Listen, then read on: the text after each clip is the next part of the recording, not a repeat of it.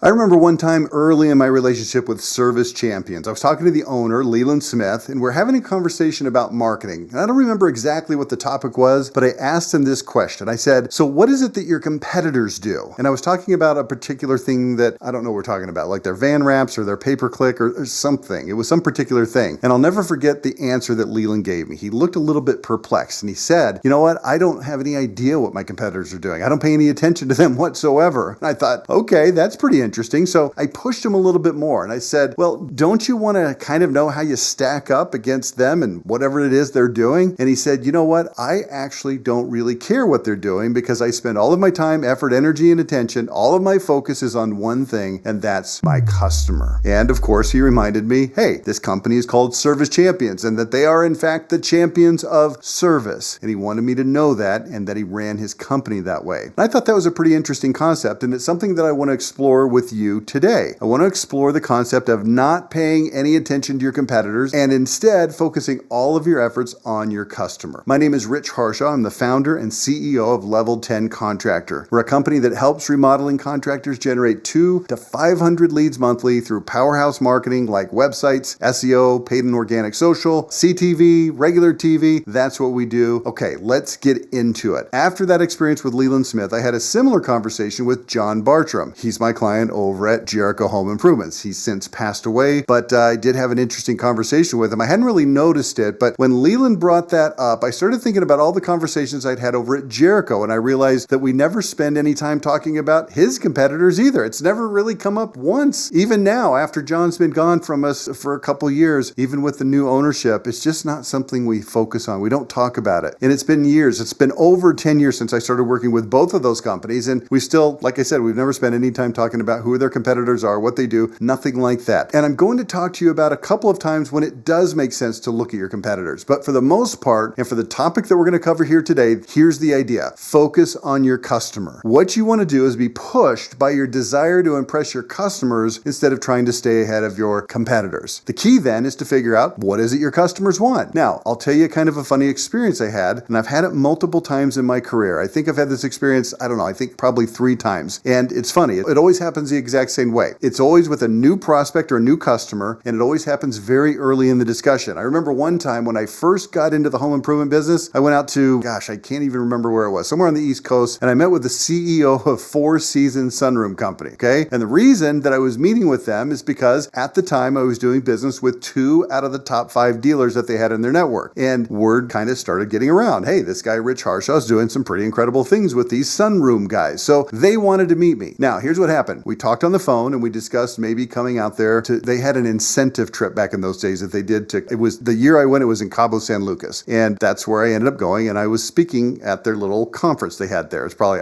25, 30 of their dealers, something like that. That's a whole different experience. I'll tell you about it some other time. But when I went out there and met with them, they were kind of looking at me. It was the CEO and I think the COO and a couple of other guys. They had this giant office out there. This is when I went to their office out on the East Coast, not in Cabo, okay? It was very fancy. I walked in there and they looked at me and you could just tell that they were kind of like, well, who's this joker? I was basically a nobody. This was 20 years ago now, okay? I was in my early to mid 30s and I had no reputation in the industry at the time, like sunrooms, home improvement. It was, like I said, 2005, something like that. It was before the economy even crashed. This is when sunrooms were doing very, very well. And they treated me kind of like I was a moron, which that was fine. It's okay. I've been treated like a moron lots of times in my career. No big deal. Hey, I looked like I was about 15 years old until I was about 35. So I was kind of in that phase of my career. Anyway, I was used to that sort of treatment, is what I'm trying to tell you. And so, yeah, they looked at some of the ads that I'd written for those 2 dealers and they said, well, we don't really know if these ads are the best, if they work. Okay, that was a really stupid thing to say because I had reams of data showing that they had worked. They had generated leads. I mean, a lot of leads. You got to know that I had the data, okay? You put this ad in the magazine. Back in those days, it was a magazine. It either produced leads or it didn't produce leads, and it did, and it was doing really, really well, but they weren't convinced. So here's what they said. They said, well, we've done research, and we think we know what our customers want. And then here's the funny thing. This is what always happens. They pulled out, 3 times in my career now, they pulled out this giant binder. It was like 3 inches thick, and they told me that they had paid, literally, I'm not making this stuff up, they said that they'd paid $75,000 to some freaking research company to come in and figure out what their customers wanted. And I looked at the guy and I said, that's kind of dumb. Why would you pay that much money for research when it's obvious what customers want? And the guy says, what do you mean it's obvious what customers want? I said, well, what do you think I mean? They want a sunroom that doesn't leak, that doesn't have any problems, that doesn't overheat in the summer, that doesn't go freezing cold in the winter. They want it built professionally by people who care. They want it to be built by people who don't look like they're going to murder their families, which turned out to be a problem for one of those dealers I was talking about. They want it to be done on time. They want it to be done on budget. Look, am I missing something? What is it that you think that people want that I didn't just list? And they started thumbing through this $75,000 report. And long story short, the $75,000 report basically told them everything that I had just told them standing there in their office. They didn't even offer me a chair yet. I was just standing there about, I don't know, it was like 11 minutes and I just rattled everything off that was in their stupid book. And I had the same experience when I started working for Horizon Services. Horizon, you've heard me talk about them many times probably. If you read my book, they're in there. It's a big company. They hired me and they gave me a bunch of money to come do some training for them. And they were paying me a lot of money to do consulting for them. And one of the first things they did was pull out, the big binder book that they had paid somebody. I think it was 70. They might have paid 100. I can't remember. It was a lot. Okay. 6 figures basically. If not, it was very close. And I guess that's the price that it takes to get these big. I should start offering these research projects. Take me 5 seconds to do it. I charge $100,000. Anyway,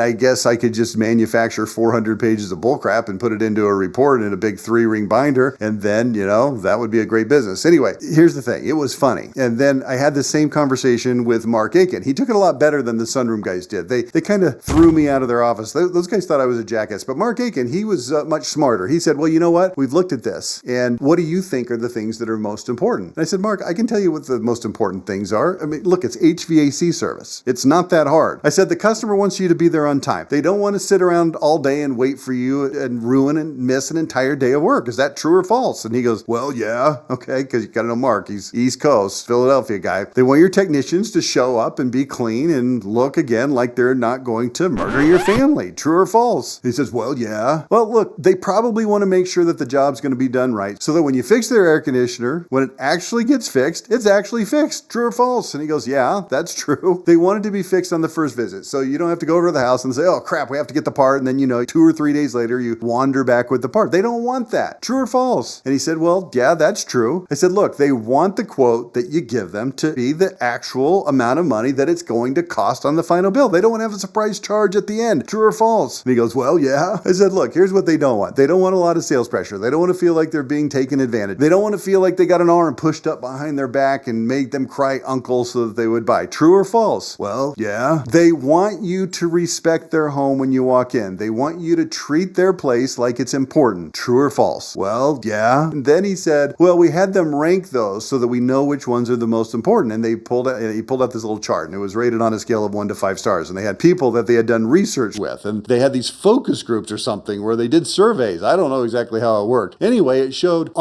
being on time had 4.61 stars. I looked this up. I had notes on this before I did this podcast. Doing the job right had 4.21 stars. But then everything else was kind of tightly clumped in the middle. It was 4.5, 4.4, 4.6, 4.7, stuff like that. And he said, well, look, based on this one is the highest. So then I said to him, well, this is just dumb. Why would we pay $75,000 for someone to say that getting the job done right is the most important thing? And then to help him understand my point, I said, look, let me ask you this question, Mark. If you do the job right, but the technician assaults the guy's wife or kids or something, is that okay? Obviously, no. And then I asked him, I said, well, what if you have to wait 3 days after they said that they'd be there, and then they never show, then finally they show up, but then after 3 days of not showing up, then they fix the job right. Is that okay? And he said, well, no. And I said, okay, I think you're starting to get the point. I'm not really a big fan of marketing research because the reality is the things that you should be doing, the things that are important to the customer, they're actually pretty obvious. They're easy to understand. So here's what you should be doing instead. Spend your time figuring out how to always be on time. Not instead of doing the job right, do them both. But if you put your focus on the customer and you lean into the customer's needs and the customer's experience, then that's going to give you as marketers, or you and your marketing staff as marketers, it's going to give a lot of really juicy ammunition to use when it comes to marketing, whether that's on your website, if that's home shows, whether that's on radio, television, whether that's Facebook, whatever it is, okay? So now we've got something to talk about. So if you're in HVAC, you might want to spend some time figuring out how to make sure that your technicians are, always clean and background checked and drug tested. At Service Champions, one of the things that they do really, really well is they focus on cleanliness. So when I was talking to Leland, I said, well, what do you do to make sure that,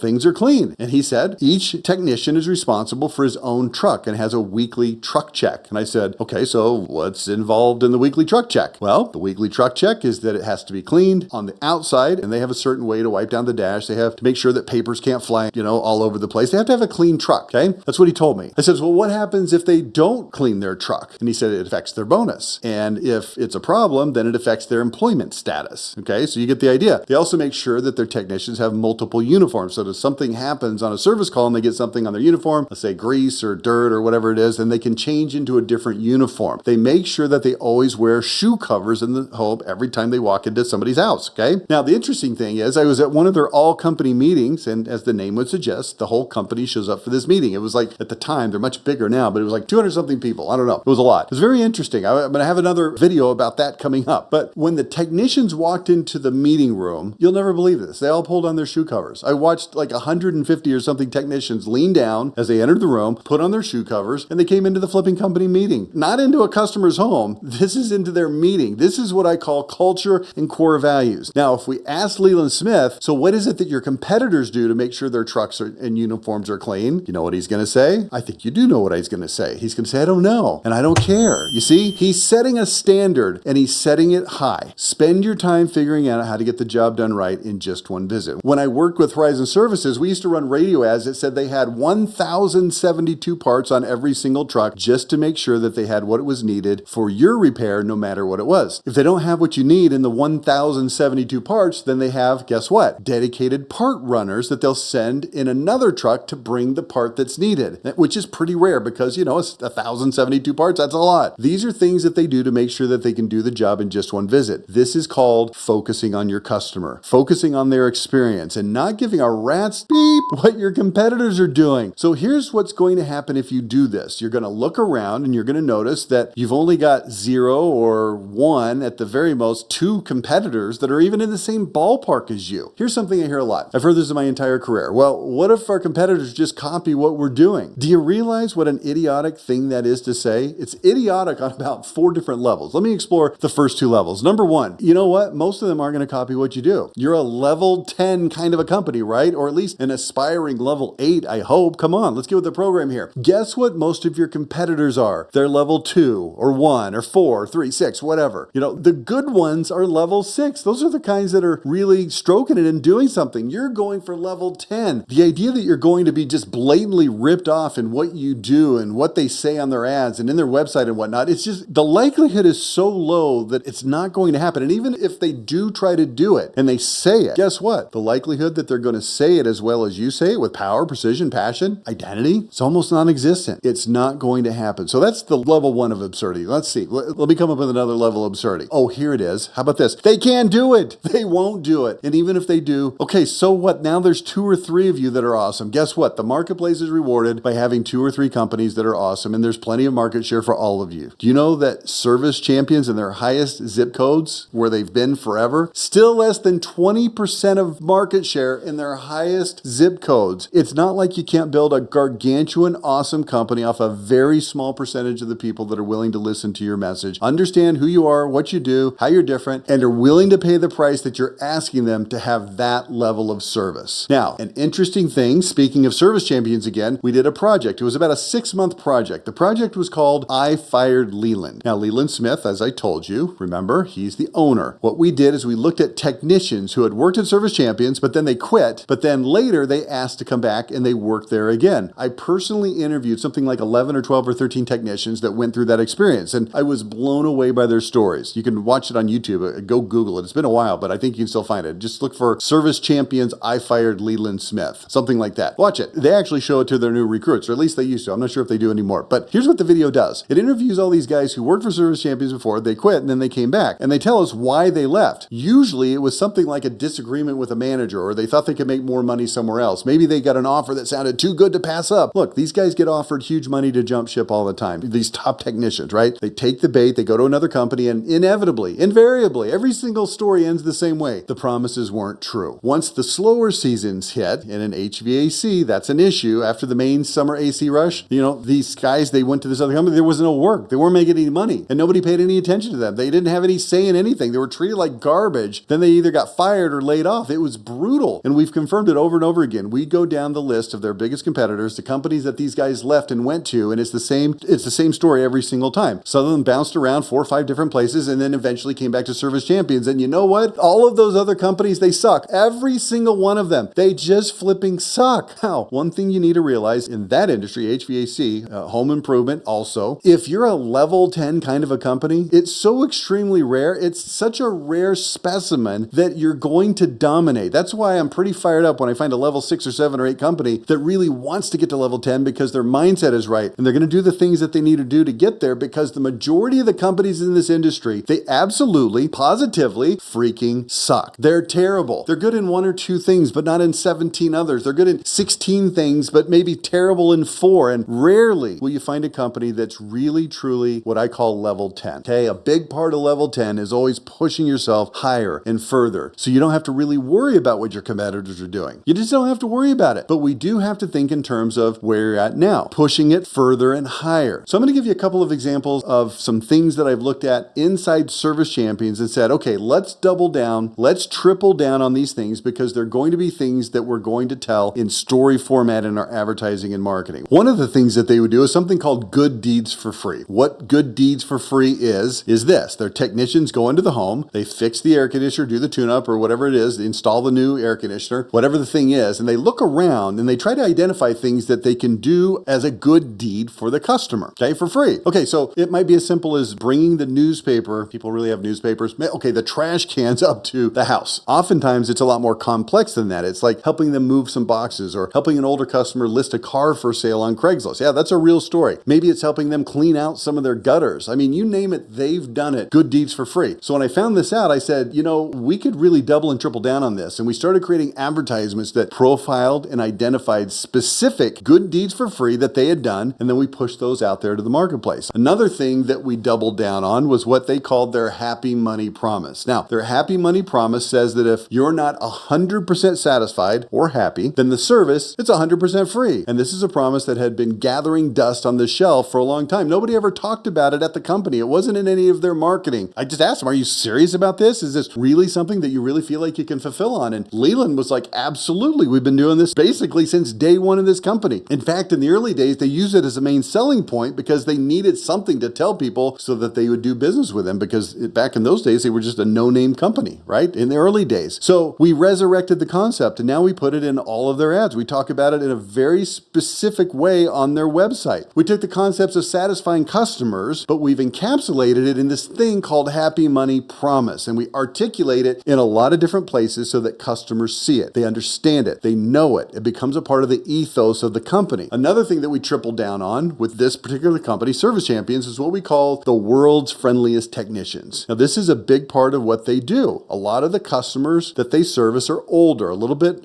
on the, let's just say, elderly side of things, okay? That's why that good deeds for free thing plays really, really well. But we also talk about something called world's friendliest technicians, and we doubled down on that. This is something that I observed as an outside consultant looking in at the company. I said, as we started digging into their industry, the idea that their technicians were very, very friendly and easy to work with and those kinds of things became very apparent. So we've doubled and tripled down on that in our messaging. And also we've looked for ways to really make that happen internally with the processes and systems that support having those friendly technicians. And then, of course, we take all of that and we put it out there on radio ads, TV ads, other media, and Facebook, whatever the case is. And I'll put some examples of those radio ads, like I just said, with the friendly technicians, a Happy Money Promise, so you can hear how we do it. Okay, now, here's my question for you. Drop a comment below and tell me what's one thing that you do for your customers that your competitors probably don't or won't or can't. What's that unique thing that makes your company stand out? I'd love to hear about it in the comments. Okay, so before we end this episode, I want to give you 2 caveats where it does pay to pay attention to your competition. Principally speaking, I'm not a big fan of giving a rat's butt about your competitors, like I've been talking about on this entire episode, but here's 2 areas where I think you might be wise to focus a little bit of attention on those competitors. The first one is what I call frame of reference conditioning. What this means is that if you do something awesome, your customers and prospects may not be able to recognize and understand what it is that you're doing that is really super awesome, because they don't have a frame of reference to know how bad it could potentially be if they used one of your competitors. Okay, this came up early in the relationship with Horizon Services. One of the things that they were very good at was installing heating and air conditioning systems very quickly, okay? They could usually do it within 1 at the most, let's say 2 days, but in normal situations, they could install, like you call today, literally they can install the next day. So for instance, instance, the guy comes over to sell you a new air conditioning system today, they're going to be at your house tomorrow to install it. And it's pretty rare in that industry, okay? And it's particularly very rare during the peak season where there's lots of air conditioners or lots of heaters being replaced, but peak weather. Typically, competitors are going to be scheduling it out a full week or more before they can actually get over there and do it. Now, if it's 111 degrees or even 93 degrees and your air conditioner's out and this other company isn't going to be able to get the dadgum new unit in for another week or 10 days, that's a problem. But you know what? But most people don't know that. And that's when you say on a radio commercial something like this, hey, we can install the next day. We can install your air conditioner tomorrow. Now, here's the problem with that. If they don't have a frame of reference that says the alternative is if you call somebody else, it's going to be a week, then that doesn't sound like that great of a claim, right? We're going to be there tomorrow. People think, well, yeah, duh.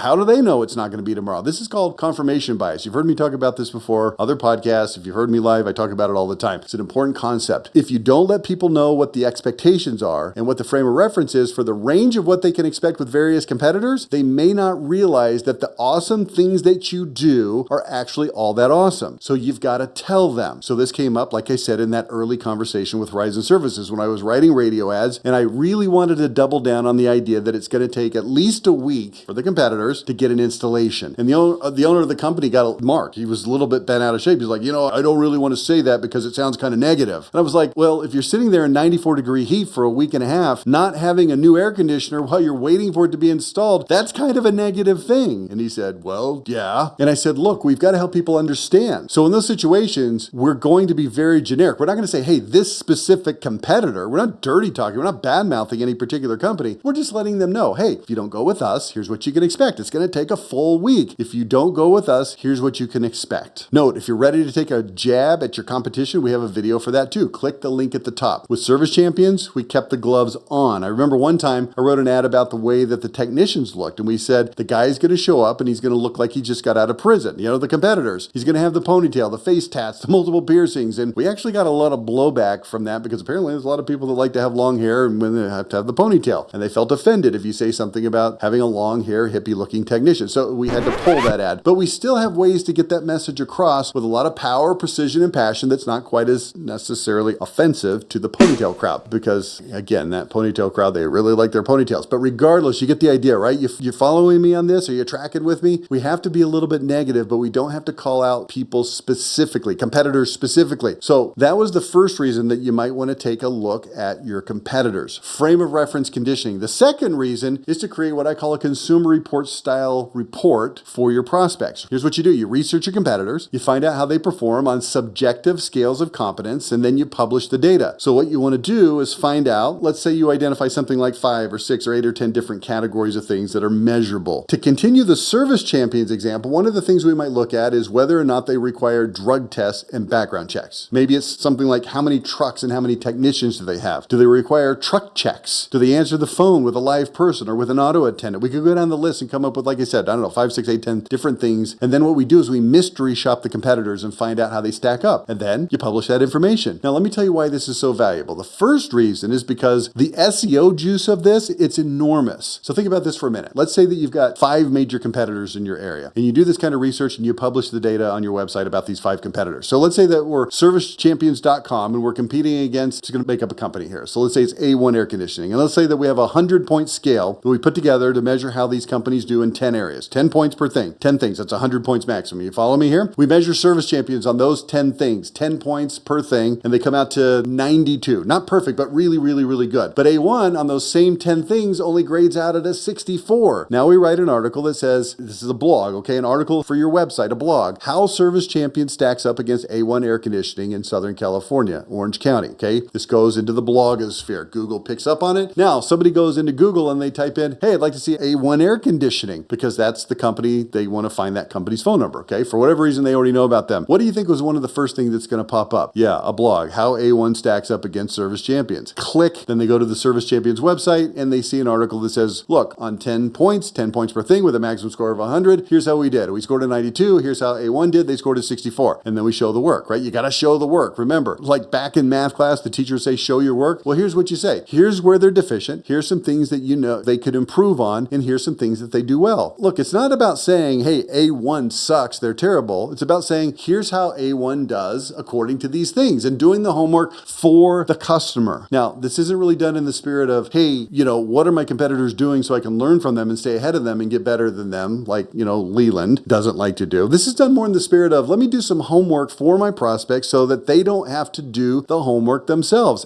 And also, it's going to give me some great SEO juice. Creating consumer report style marketing means that you have to look at your competitors, but it's done with the same intention as we started this episode, to focus on the customer. Your customer needs help making a decision of who to buy from. At the end of the day, it's all about your customers. Focus on them. Lean into your customers. Continually improve your company so that it delivers the very best experience for them. That's what you want to focus on, not your competition. Now, before you go, if you found this content helpful, do me a favor, hit that like button and subscribe to the channel so you don't miss out on any future episodes. Make sure that you click the bell icon so you'll get notified when the next video comes out. And remember, you can listen to me, Rich Harshaw, every day on the Level 10 Contractor Daily Podcast. It's found on Apple, Spotify, and other podcast networks. Okay, that's it for today. Until next time, great marketing. Let's do it.